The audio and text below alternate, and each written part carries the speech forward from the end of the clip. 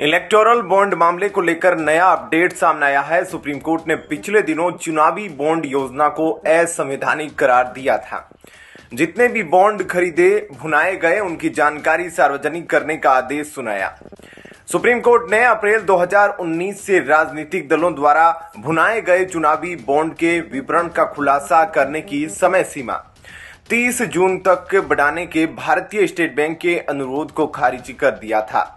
CJI D Y Chandrachud के नेतृत्व में 5 न्यायाधीशों की संविधान पीठ ने फैसला सुनाया है, जिसमें बैंक को 12 मार्च मंगलवार शाम 5 बजे तक का विवरण खुलासा करने का आदेश दिया गया था।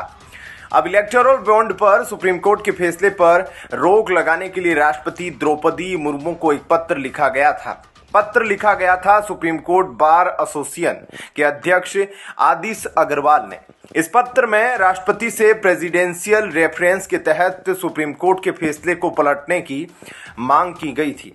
हालांकि बाद में सुप्रीम कोर्ट बार एसोसिएशन ने इस पत्र की निंदा की और खुद को इससे अलग कर लिया। लेकिन सवाल यह है कि क्या इलेक्टोरल बॉन्ड पर सुप्रीम कोर्ट के फैसले को राष्ट्रपति पलट सकती है? इस सवाल के जवाब की एक कड़ी जुड़ी है अग्रवाल की चिट्ठी से। उन्होंने अपनी चिट्ठी में संविधान के अनुच्छेद 143 का जिक्र किया।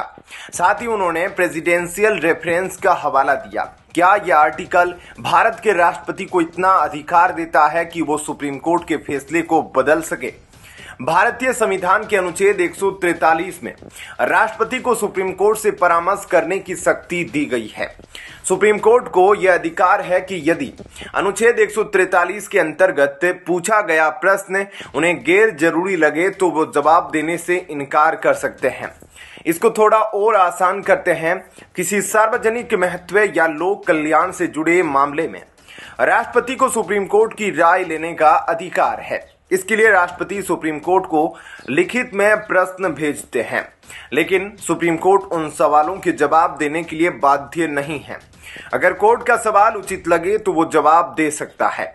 आर्टिकल 143 के अनुसार अगर सुप्रीम कोर्ट राष्ट्रपति के किसी सवाल पर परामर्श देता है तो उस परामर्श को मानने के लिए राष्ट्रपति भी बाध्य नहीं होंगे।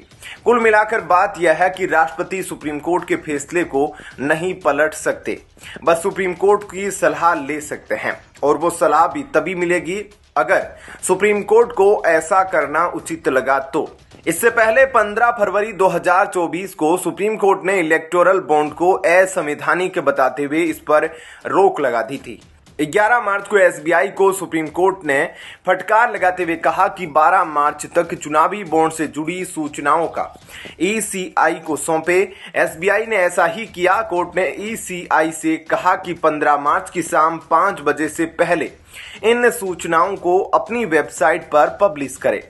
ऐसे में क्या कहना है आपका? कमेंट सेक्शन में अपनी राय जरूर दीजिए। जय हिंद, जय भारत।